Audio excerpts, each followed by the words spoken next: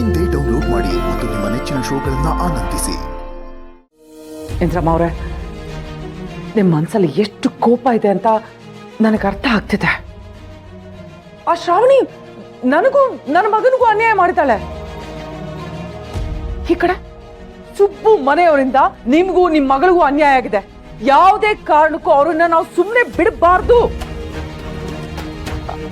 ಆದ್ರೂ ಶ್ರಾವಣಿ ನಿಮ್ಮನೆ ಹುಡುಗಿ, ನೀವು ಅವಳಿಗೆ ಕೆಡಕಾಗ್ಲಿ ಅಂತ ಬಯಸ್ತೀರಾ?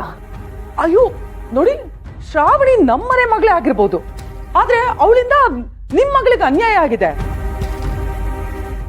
ಇಂದ್ರಮ್ಮ ಅವರೇ, ಪಾಪ ಶ್ರೀವಲ್ಲಿನೂ ಒಂದು ಹೆಣ್ಣಲ್ವಾ? ಶ್ರೀವಲ್ಲಿನ ನನ್ನ ಮಗಳು ಅನ್ನೋ ಹಾಗೆ ನೋಡ್ತೀನಿ. ಅವಳಿಗೆ ಅನ್ಯಾಯ ಆದ್ರೆ ನನ್ನ ಹೆತ್ತು ಕುಡಿಗೆ ಅನ್ಯಾಯ ಆದ ಹಾಗೆ.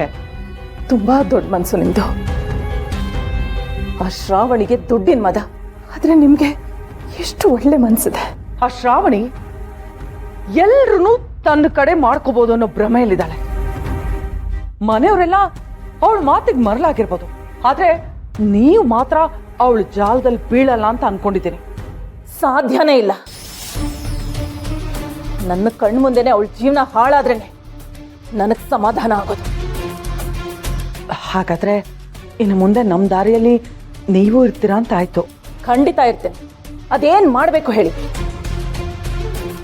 ಅವ್ರ ಜೀವನ ಬೂದಿ ಮಾಡಕ್ಕೆ ಏನ್ ಮಾಡ್ಬೇಕು ಅದನ್ನ ಮಾಡಕ್ಕೆ ನಾನು ಸಿದ್ಧವಾಗಿರ್ತೇನೆ.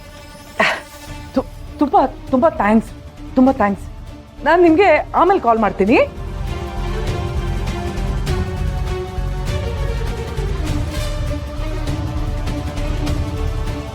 ಮಾಮ್, ಇಷ್ಟು ದಿವಸ ಆ ದಡ್ಡಿ ಶ್ರೀವಲ್ಲಿ ನಮ್ಮ ಕಡೆ ಇದ್ಲು.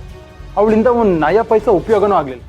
ಅವಳನ್ನ ಹಿಡ್ಕೊಂಡು ಏನೇನೆಲ್ಲ ಪ್ಲ್ಯಾನ್ ಮಾಡಿದ್ವಿ, ಎಲ್ಲ ಫ್ಲಾಪ್ ಆಗೋಯ್ತು. ಆದರೆ ಇವಾಗ ಶ್ರೀವಲ್ಲಿ ಅವ್ರ ಅಮ್ಮ ಮಾತಾಡ್ತಿರೋದು ನೋಡ್ತಿದ್ರೆ ಬಲೆ ಚುರುಕಿದಳು ಇವಳು. ನನಗೆ ಯಾಕೋ ಸುಬ್ಬು ಮನೆಯವ್ರನ್ನ ಮತ್ತೆ ಶ್ರಾವಣಿನ ಆಟ ಆಡ್ಸೋದಕ್ಕೆ ಸರಿಯಾದ ಅಸ್ತ್ರ. ಎಕ್ಸಾಕ್ಟ್ಲಿ ಮಾಡಿ, ಎಕ್ಸಾಕ್ಟ್ಲಿ. ನೋಡ, ಈ ಇಂದ್ರಮ್ಮನ್ನ ಇಟ್ಕೊಂಡು ಇವ್ರನ್ನೆಲ್ಲ ಹೇಗೆ ಆಟ ಆಡಿಸ್ತೀನಿ ಅಂತ ನೋಡ್ತಾ ಇರು. I will do it. Yes ma'am.